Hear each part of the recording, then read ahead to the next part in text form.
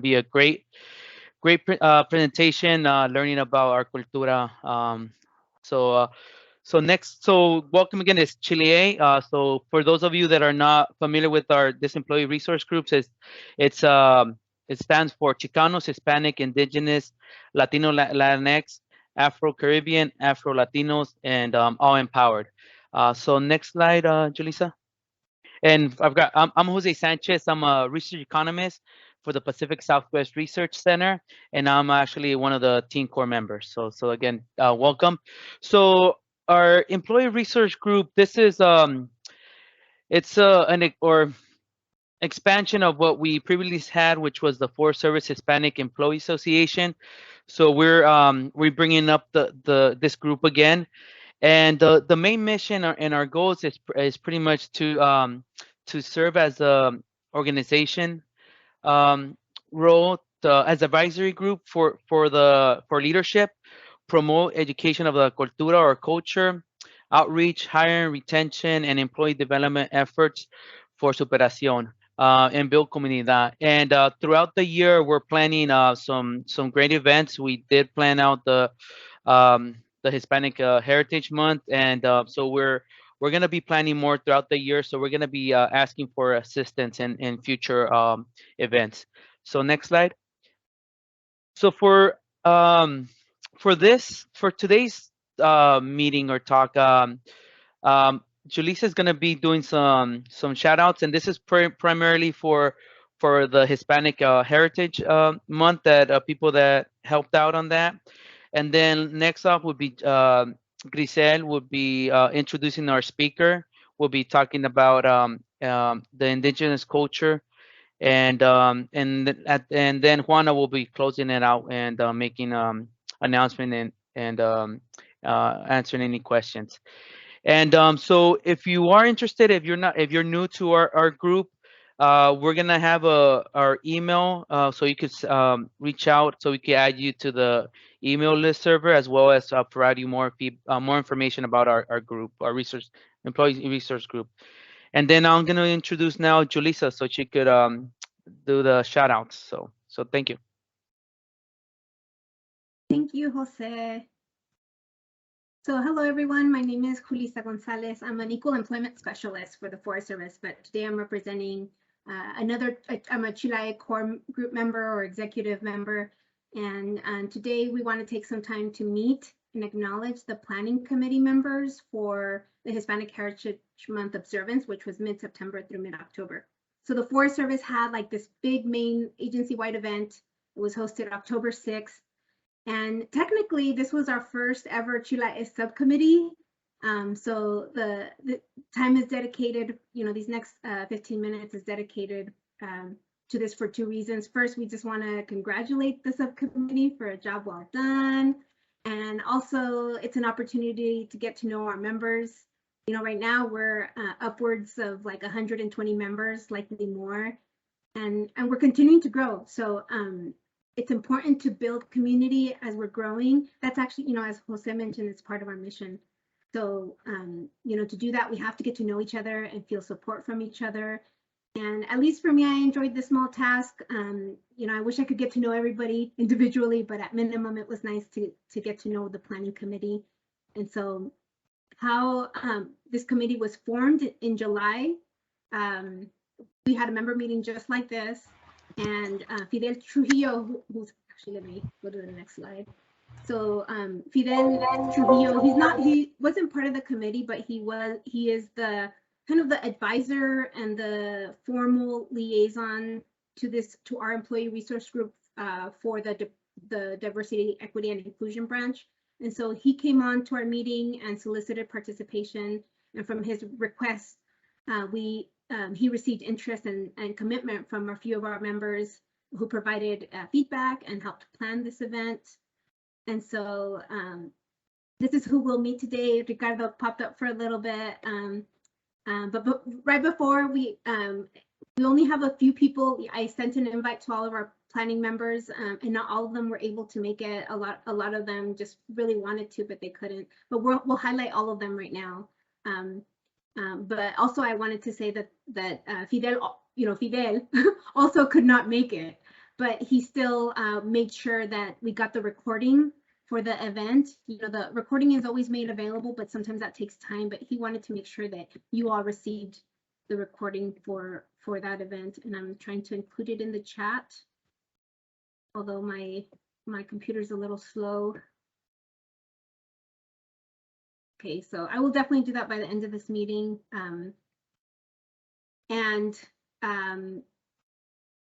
So the link will also be included. We'll post it in the SharePoint site, as well as, you know, the CHILAE news bulletin was sent out, and the link should be included on that.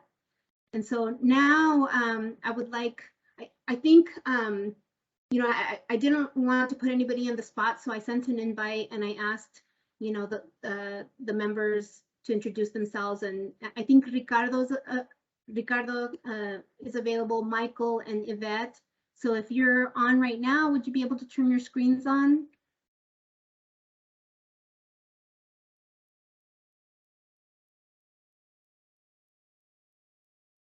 Hey, everybody. Awesome. So, so as I mentioned, I invited them, and I don't like to put anybody on the spot. So I did ask them some questions, and I hope they could answer them so that we can get to know them a little bit more. And one of the questions was, what did you enjoy about the Hispanic Heritage Month planning? Or if not that, why did you join CHILAE? And then the second piece, so we could get to know you a little bit better, is, you know, please share a piece of your culture and or family heritage that is a symbol of pride or part of your identity. And maybe we could start with Ricardo. Okay, well, thank you, Julissa. My name is Ricardo Martinez, and like you see on the slide there, I'm a program manager in the Office of Civil Rights. And this is something that I had the privilege to do before. And so when Fidel looked for help, I just really wanted to sign up to be a support role. We've had the opportunity previously to lead these types of engagements, and just have a ton of faith in organizations like this. And it was reaffirmed through this process. I have to say that it's a shame Angie can't be on board, because I was just like, you know, encouraged about the level of professionalism among our colleagues, just the leadership that was demonstrated in the group. And so I hope that my my previous experience and my enthusiasm in there was of some assistance to the process, because I largely tried to take a backseat role and just watch what good things can happen when you give people the ball and they are, you know, enthusiastic to be in service. And it was an absolute joy to be a part of the team. And so, you know, big shout out to all the other folks that were on the team, because I feel like it was truly a kind of a grassroots effort where everybody sort of covered down and made this stuff happen. Looking at Michael on the screen, and just folks who really sort of stepped up and did this stuff in a collateral way, and in a way that was sort of infused with just pride in the ultimate outcome, and representing their culture and their own, you know, contributions in front of the agency at a larger scale with a really high level of professionalism. So thank you for the opportunity to answer the questions. And I encourage everyone to get involved in this kind of stuff, because it's always a tremendous joy. Thank you, Ricardo. Michael, would you like to answer that question as well?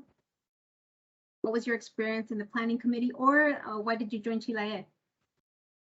Well, it was I was actually really honored to be asked to be part of the HHS team, and what a wonderful group of people, very proud of their heritage, and to get these minds together and to see all the things that they wanted to bring forth for that presentation.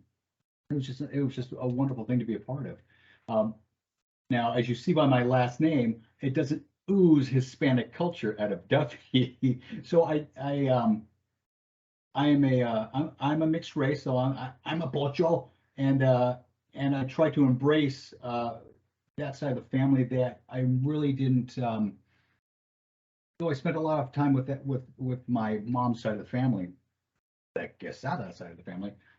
My grandparents had come from Tacuba, and just outside of my grandmother came from Aguascalientes, and when they came to the country, they had a very different approach. And I suppose it was for that time when now we're talking back in the 30s, 40s, where when my grandparents had their family, they did not, not that they didn't embrace their Latin culture, but they wanted to assimilate. You follow? And so they did not teach my my uncle and my mother Spanish. Now, hindsight, thinking about my generation now, I think that would have been a fantastic thing. It would have been a wonderful experience to embrace that so much further. But I have to place myself into her, my grandmother's mind, because she was obviously the boss in the family, so you know how that goes. And so growing up in a culture of, and for those of you who are familiar with Central California, heavily agriculture, this story that she told me was that come World War II, the recruiter came around and was asking some of the females if they wanted to participate in the war effort. And my grandmother said, yes, absolutely. And he goes, where do you want to be stationed? She goes, the farthest place from here. and so she went, and she would go on to be a Rosie the Riveter for our country. And then she would, they ended up moving to the Pasadena area in Southern California. My grandmother would be one of the very few, a handful of female, not only Hispanic, but female and Hispanic real estate agents back in the early 70s. And so just plowing her way through it. And it's just to see what you can come from and what you can aspire to and what you can become is ready for all of us, anybody. And it's great testament to the Hispanic culture that there are no blocks in front of you. It's you taking the reins and going. And so it's an extreme inspiration, both my grandparents and my mother, and it's a side of the family that I am so happy to delve into further and further as I get along, and I try to translate this to my children, so they understand that just being born in the country doesn't exactly offer you the things that you think you would just automatically get. Sometimes you got to come and you just got to conquer. So, and just to wrap that with the group of folks that we were with for the presentation last month, was great. Everybody just had their own stories that were just wonderful. And here they are. All these folks are members of the Forest Service, climbing up the ladder and doing good things for representation and for the Forest Service and for the world. And so it's absolute honor. So, and as for me, I'm part of the. I started out here in the Angeles National Forest in rec, my flat shovel, and moved on to the San Bernardino National Forest. And then from there, I now work for the WO on the procurement team for the bass program. So it's onward and upward for all of us. So that's me. And I appreciate you having me on. Thank you, Michael. And thank you so much. And Ricardo, are you, would you also like to add something about your family heritage or something more about you? And Ricardo might have logged, oh, and I know that you're busy too. You're just escaping another meeting just so you could come and introduce yourself. So thank you for your time. No worries. I think, for me, the biggest sort of relevant anecdote here is that, we're a land-based community that I come from in my family, and I'm actually here house sitting for my parents on their cattle ranch for the week. And it's what is interesting is that we grew up in a county where there is not access to public land, and so the entire county in this area is all the mountain areas are private through a long story. And we grew up raising cattle and in a tradition that was passed down to us through a culture via New Mexico for a lot of generations. And so I think for me, the opportunity to work in the Forest Service really sort of is that next generation opportunity to what it means today to provide some level of equal access for people who don't have the private capital to be able to have large tracts of land and can't really play in that arena of privatized expanses of open area. And it's almost come to feel like a great injustice. You know, one of the there's a large 77,000 acre ranch that borders my parents' property, and it's bought by a millionaire and put up a large like 8-foot fence around the entire perimeter, and sort of like it's messed up elk migration routes, and it just sort of feels like an imposition for the community. And so I think for me, it sort of reaffirms my goal to be part of this conversation about what it means to have access to public lands generally, and specifically for communities, whether they be of color, whether they be of lower economic status, but those who do not find themselves within that conversation of being able to own large tracts of land, and really, the small d democratizing force that an agency like the Forest Service can be in terms of providing access to nature, to peace and tranquility, serenity, solitude. So that's what I'll share as a personal note. Thank you. Thank you so much. It's nice to get to know both of you just a little bit more. And it sounds like Yvette, who was probably going to be able to make it, was sent off her job also as law enforcement, very important, right?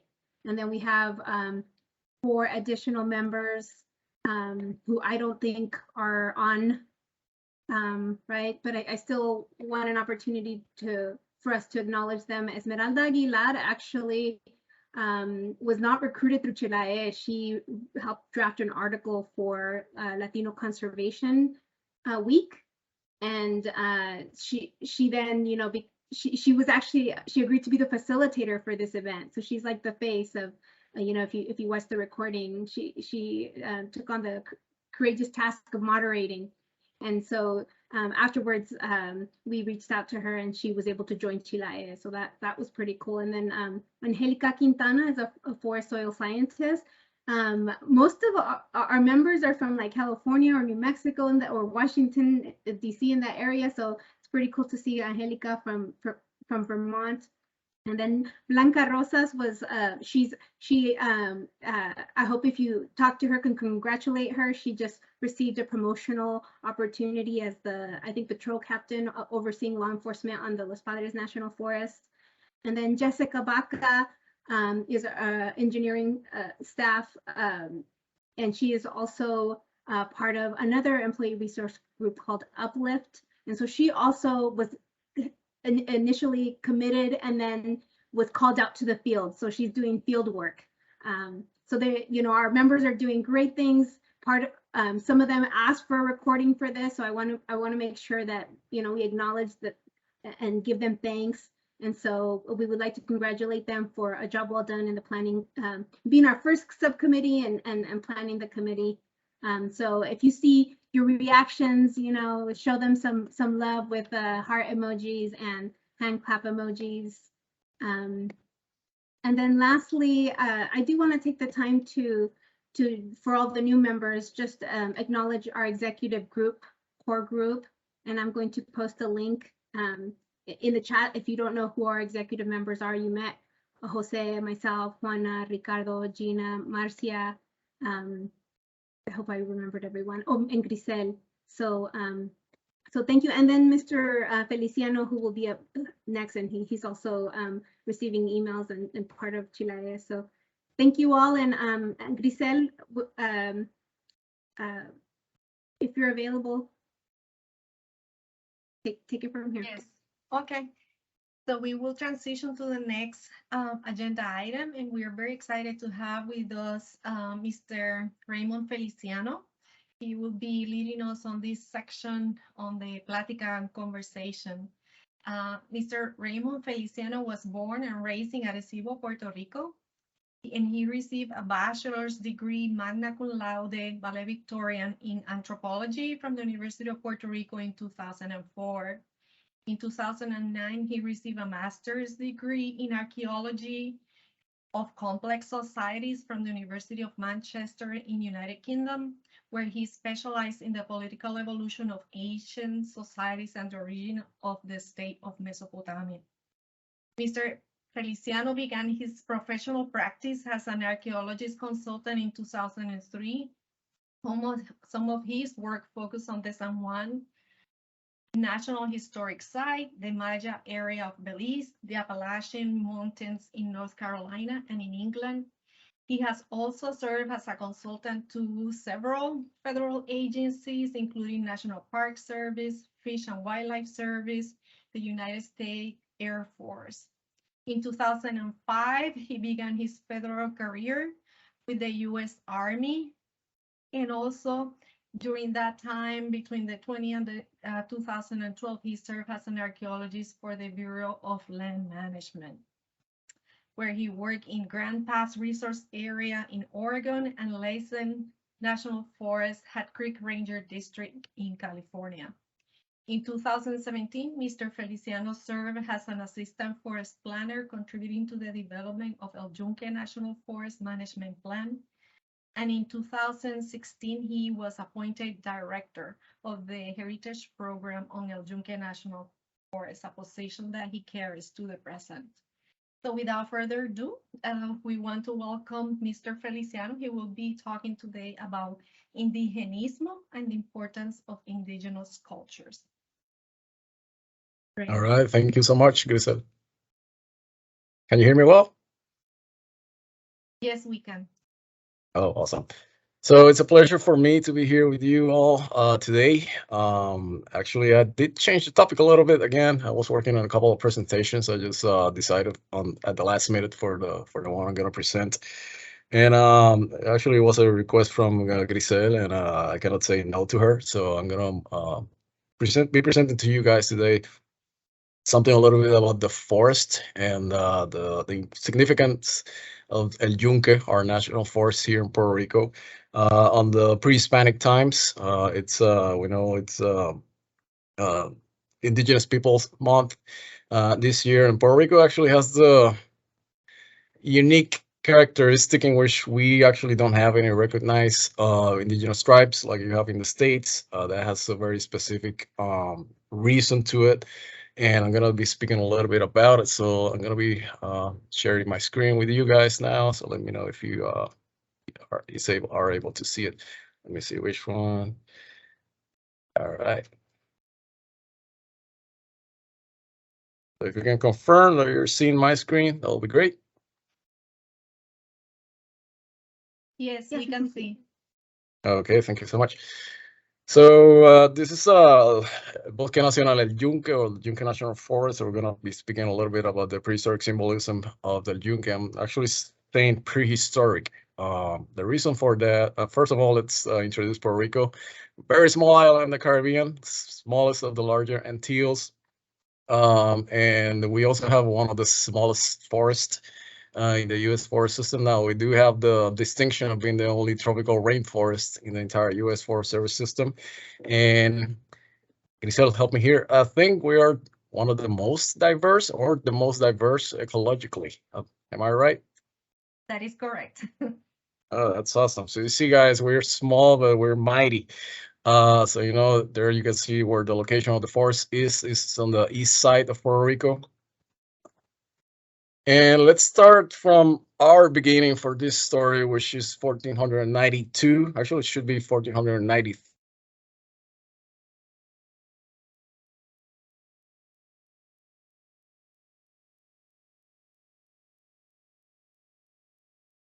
I think we're having a little bit of internet difficulties, so let's give it a little bit of time.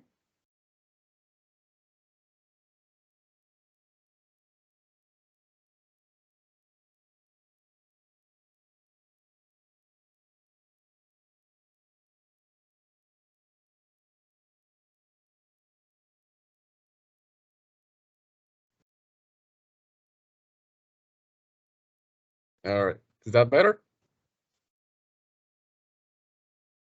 Yes. Yeah, Right, All now right, we can sounds hear good. it. Yes. All right, it always works. Otherwise, I need to like reboot the machine and it takes a while. All right, so let's go back to it. So we're going back to 1492. Spanish came over though, and they came across the Americas. They were actually looking for a way to the Indies and India, actually, just to establish a new trade route without having to go all the way around Africa. So lo and behold, they were right in the fact that the world is round, and they actually were okay on that one. What they didn't realize was that there was a huge landmass in between them and India. So when they landed over, the first place they landed in was the Caribbean. It wasn't the United States or the rest of the Americas. It was all the islands out here in the Caribbean area, and these are the first peoples that actually came across in contact with the Europeans. Interestingly, by then, the Caribbean area actually had been going through a lot of cultural evolutions, and there was one main group that the Spanish, when they arrived, they called the Taínos. Interesting fact: the western part of Cuba actually didn't have any Taínos. They were a different culture that has been there for way longer than the Taínos. But what happened was that when the Spanish came over, as we all know, this is kind of the people they came across in contact with this what we call the archaeologists the Arawaks. Arawak, we actually classify them as a group based on their native tongue, which is still a group that still lives in the northern coast of Venezuela. There in the image, you can see a similar tribe that still survived all the way into the 1900s. There's still groups that speak Arawak in South America. And these people actually migrated up from the northern coast of Venezuela and Colombia all the way into the Caribbean area, basically like what we say island hopping, or probably just sailing across the Caribbean Sea until they basically populated all the big islands. The thing is, when the Spanish came over, the thing they brought over was a lot of diseases, and the people in the Americas, as we all know, they haven't been exposed to any such conditions. So one of the big ones was the smallpox. It's a bovine disease. We actually acquired it back in the day when we were hunter gatherers and herders in the Middle East. So the people from the old world had been exposed to these diseases for like millennia. The people in the Americas haven't been. So when all these new pathogens came over, they just rampaged through the populations. So much so that because of the migrations of people throughout the Caribbean and running away from the Spanish conquest, actually led to the diseases that the Spanish brought over to be spread over the Americas, sometimes centuries before any of the native communities actually went into contact with any Western group or Spanish, be it English or Dutch. So that had profound effects on the populations, reshaping the way the structures of society, the culture, their political systems, in a way that it wasn't felt the same way in the entire America. So the places with larger populations, they did suffer, but they didn't suffer as much as the people in the Caribbean. So it is estimated that there were between 3 to 6 million peoples inhabiting the entire Caribbean basin by the time the arrival of the Spanish, and by probably a century later, there were less than 20,000. So that's what we call a big population collapse. Now, on top of that, the Spanish, the first thing that they noticed that there was gold. Of course, they were coming over looking for some riches. They didn't find the spices they were looking from India, but they also discovered new resources like the woods, the timber, especially the gold, and they start enslaving the native populations to mine for that gold. That caused the populations even to decline even more. We basically had like a big Holocaust going over in the Caribbean area, and that's one of the reasons we don't have native groups the way you might see them in the rest of the Americas, because most of them were actually either decimated or absorbed by the other migrating groups of Europeans who were coming over. So why I'm mentioning all of this is just to give you a background of what we know about the Yunque. Is not based, or the prehistoric cultures in Puerto Rico, and in a Yunque is not based on actually being able to speak with people. It's based mostly on archaeological research. This is the Yunque National Forest. There you can see it's all green and beautiful. And it seems I'm going to talk to you about a little bit about the prehistoric significance of a Yunque in prehistory. As I said, we don't know what these people actually thought about a Yunque. We've been reconstructing what we know based on the archaeological materials and excavations that have been going on throughout the island. A little bit of the chronicles that actually document some of the Taino culture. I think there are only two. Those who actually said anything about the beliefs and the systems that these people who met Columbus actually had before basically they were decimated. I don't say eradicated because they're still they're part of our DNA and some of our customs. But culturally, they were really, really affected in a way in which we cannot say that we have a continuous line of knowledge that actually came from these people. So in the 20th century, basically, Puerto Rican archaeology is really recent. Archaeology in the Caribbean is also really recent. It mostly dates to the 20th century. And we've been able to identify that there was people coming over to the Caribbean at least for like 6,000 years before the present time. And there are different groups. You can see them there, like lumped. Basically, we have a migration age in which we have a lot of people coming over from South America constantly. And then we have what we call a formative age, in which that people started settling down and they started building their own culture that transpired into what we call the Taínos, or what the Spanish call the Taínos. Those people actually had their own customs. They have a really rich or very beautiful tradition of making their own pottery. Archaeologists, we base our understanding of these people based almost solely on the study of the artifacts that these people left, like this pot you can see on the screen, their idols. This is what we call SME, or a trigonolite, or it's a three-pointed idol. It's really common, and different amulets that we've been able to recover.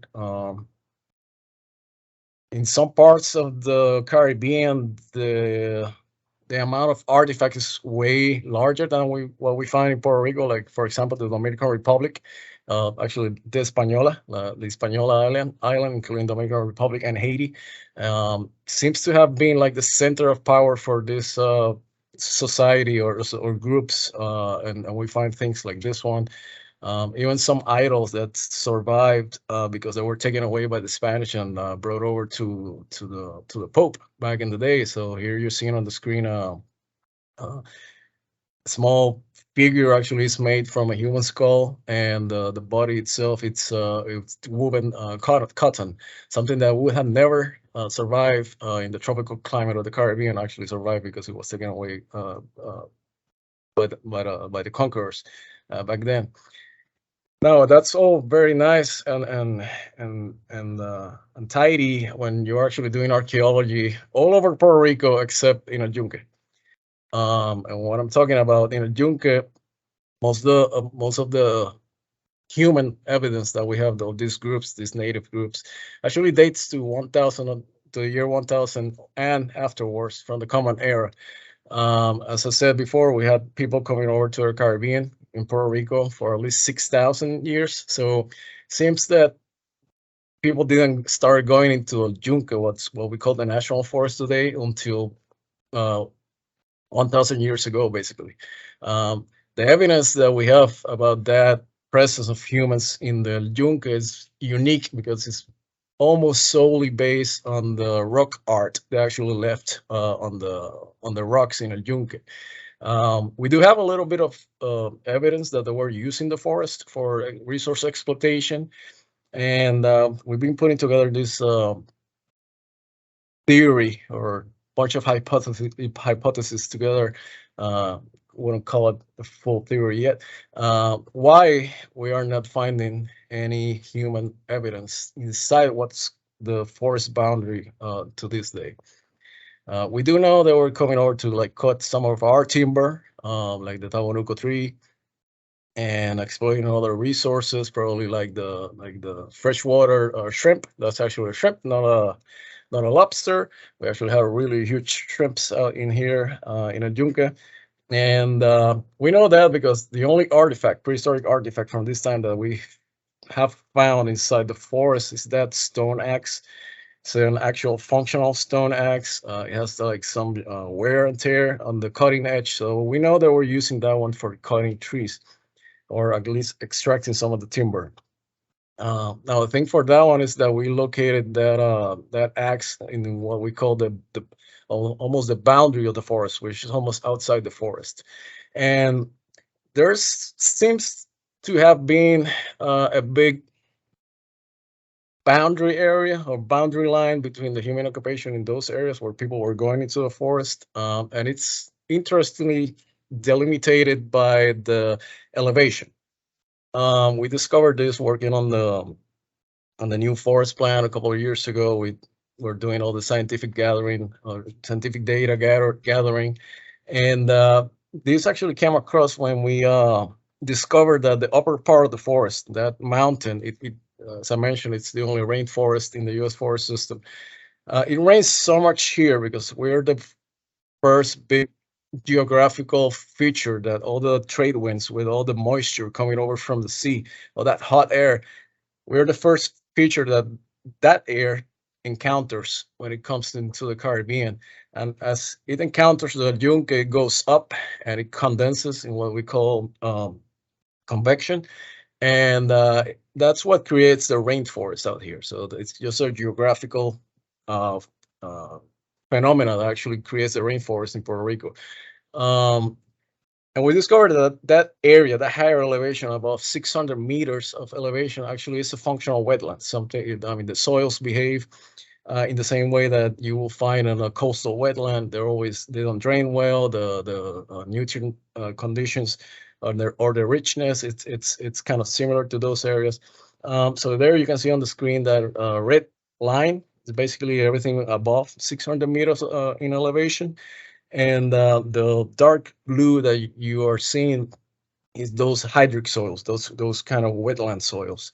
Now, when we actually did the correlation between the location of all the rock art sites that we have in El Yunque, which is the only evidence of human presence in the forest, there you can see the boundary of the forest. The contour lines, which are in red, that's the upper elevation, or above 600 meters. The brown lines will be everything below 600 meters. And as you can see, every single one of those pink dots that represent a prehistoric site, it's below those 600 meters in elevation. So when you see El Yunque from the coast, that's what you will be seeing. And it seems that that cloud formation actually is establishing a boundary that was visible to the people in the pre-Hispanic times, in which they were probably creating a mythology that we have rescued a little bit of these days, in which they actually started believing that the mountain itself was a sacred mountain, where their main god of creation and wealth and bounty lived and dwell among the clouds. So El Yunque itself, it seems that in prehistoric times and the prehistoric inhabitants of Puerto Rico, the native inhabitants of Puerto Rico, actually saw El Yunque National Forest itself as a sacred landscape. It was a sacred mountain. That's very common throughout cultures throughout the world. You can think about Zeus and the Mount Olympus, or Yahweh and of the Jews. And the Mount Sinai, so that sacredness, it's a very common belief throughout human populations. And there you can see it again. And I wanted to show you, like, when I'm talking about rock art, this is what I'm talking about. So they on all those areas where you see all those pink dots, this kind of stuff that we find. This is the only evidence that I have about that tells me people were coming to El Yunque and they were coming over just to that boundary line, not going above it, just staying there and actually carving their beliefs and their representations of the world on those rocks. You have simple carvings of things like bats. There you can see that's a stylized representation of a bat. Sometimes they will represent like eyes and mouths. We also have the what we call the bound ancestor. So these cultures that inhabited Puerto Rico were actually their main set of beliefs was on the worship of the ancestors, los ancianos, ¿verdad? And you also have different representations of things in nature, like spirals and things that we still don't know what they actually represent because there's no cultural tradition that actually tells us what they are. So we speculate a lot in archaeology down here in the Caribbean. There are rock shelters where they actually carved, whole faces of boulders. There you can see like this boulder is that representation. That's a drawing the archaeologists made a long time ago. Different representations of different things, and as you can see, they're very stylized. They're not representing necessarily their reality, although I'm going to explain a little bit that it's not necessarily true. So every time I show this picture, people always either see a Teletubby, if you either have children, you've seen probably those, the cartoons or something, or aliens. And we have a big mythology in El Yunque about aliens and presence of aliens, and Chupacabra, who actually was born here in Puerto Rico, probably moved somewhere else to Latin America later on. But what we're seeing is that there's not only a relationship between the elevation and the presence of those rock art sites. As I mentioned, they're always below 600 meters in elevation, almost at the boundary. But there's always, we've been identifying also a relationship with the presence of water, especially the natural pools that form in our rivers. It's pools like this one. And when we actually did the geographic GIS analysis, geographic information system analysis, it turns out that every single one of those rock art sites is located on a body of water, be it a stream or one of the main rivers that we have here. And we were wondering, well, why that is. I mean, when we say we're here in the Yunque, but also Caribbean archaeologists. And there you can see that panel that I showed you. It looks like aliens or Teletubbies. What you're seeing there, it's what we call the bound ancestor. So bound ancestor, so it's a practice that's been documented throughout the Caribbean basin, and also in the northern coast of South America, in which the person, when they actually died, they were basically packaged in their hammocks. They were tied up. The head was left exposed, and they were buried under the floor of the house itself. So you have that ancestor actually with you all the time. And what we're seeing represented in these areas in El Yunque is mostly that, which is a little bit different from other places in Puerto Rico. That tells us that people were probably coming to that boundary. I'm showing here the a similar ancestor bound package that was found in Colombia from the kind of the same time period of the Taíno, from 600 to 1600 Common Era.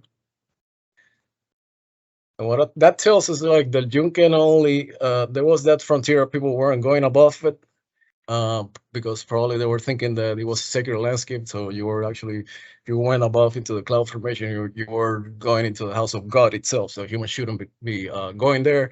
But they were also representing and making sure that they carved their ancestors on that boundary line. As you can see there, you can see like the head exposed and the hammock down there with all the knots and everything. Very similar to what you can see there on that panel representing one of our rivers. This is one of the most complex that we have. Keep in mind that when you're looking at that, all those funny things you see on the corners might be similar to what you're seeing here on the edges, like the knots and how they did the tying, or the patterns of the hammocks themselves.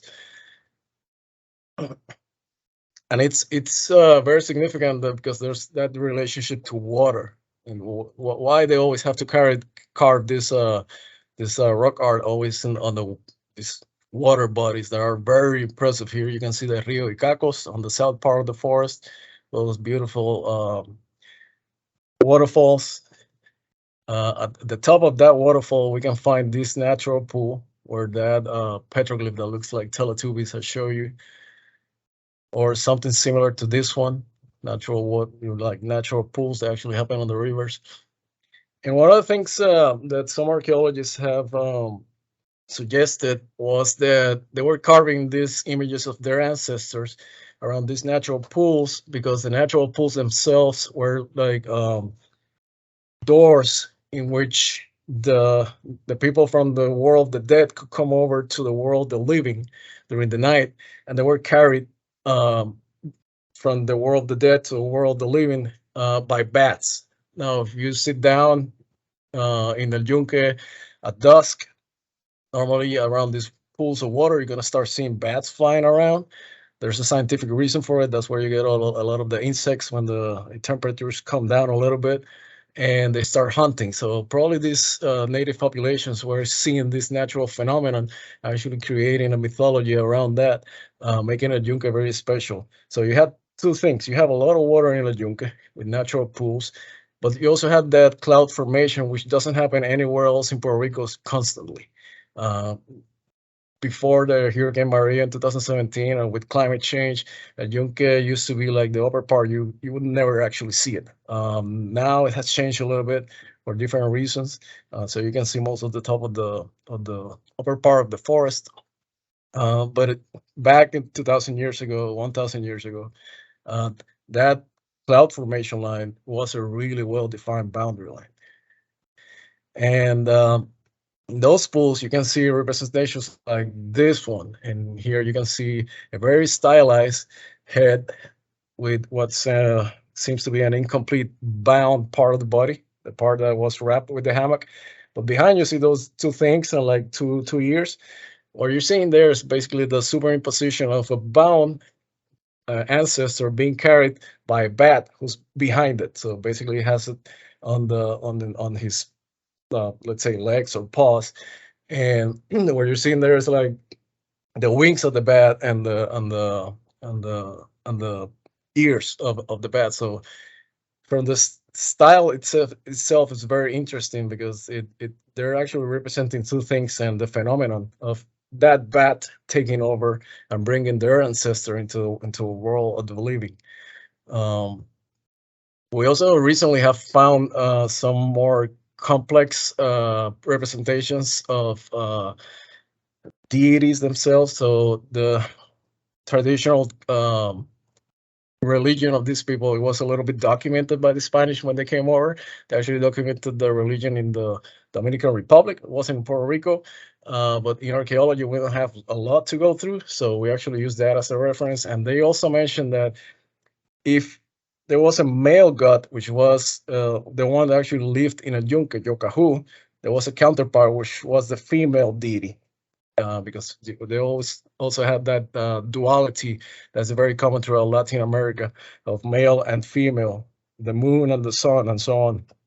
And for the first time in history, we actually found this petroglyph in El Yunque in 2016, which is the first representation that we ever found of this style on the eastern part of Puerto Rico. Normally, you would find this on the central part of the island.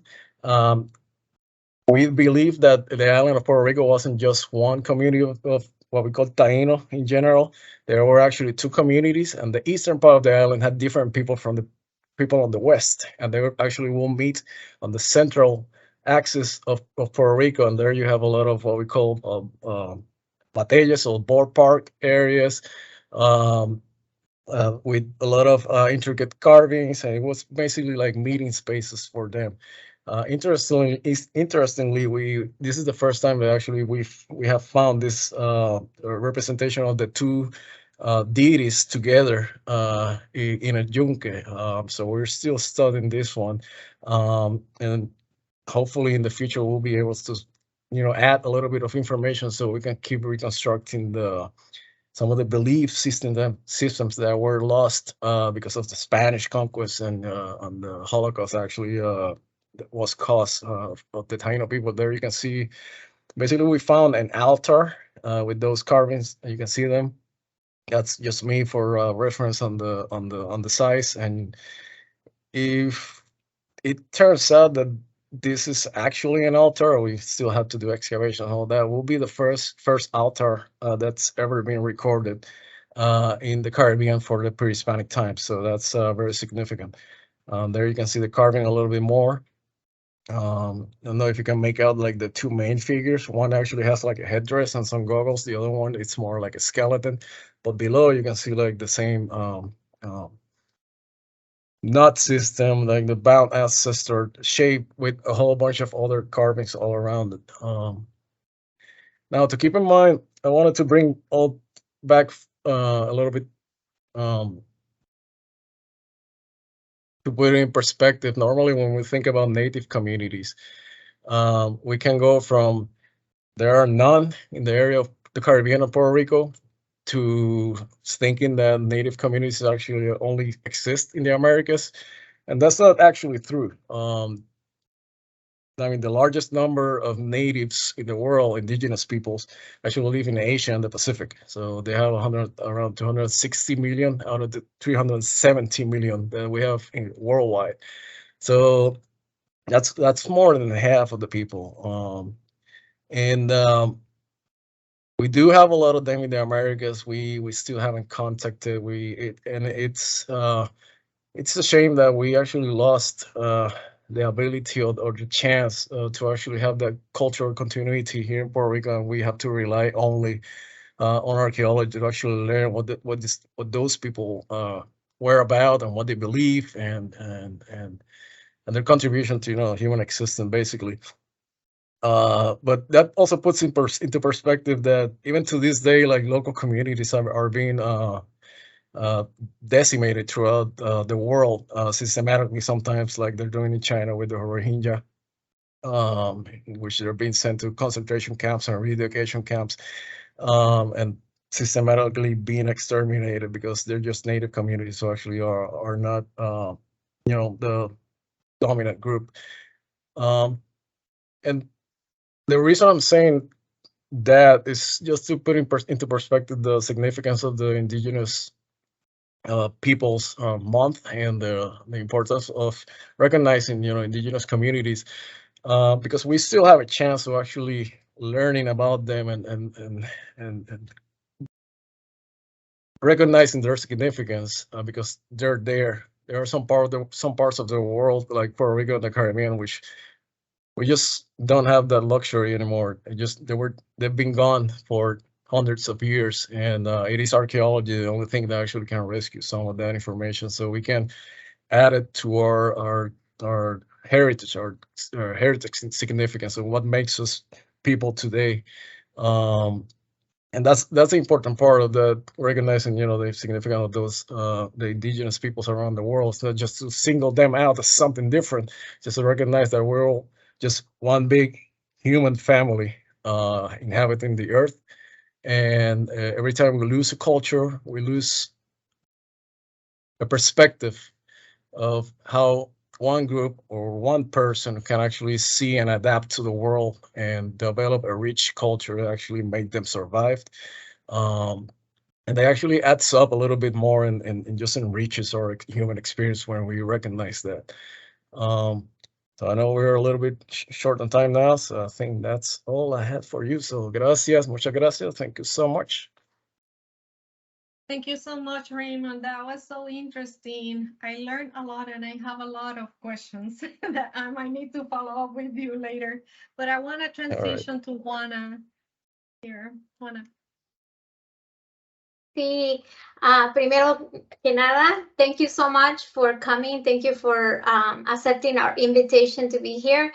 I know a lot of people probably have a lot of questions or comments. I will, put out the fact that if you have any questions or comments, please send them our way.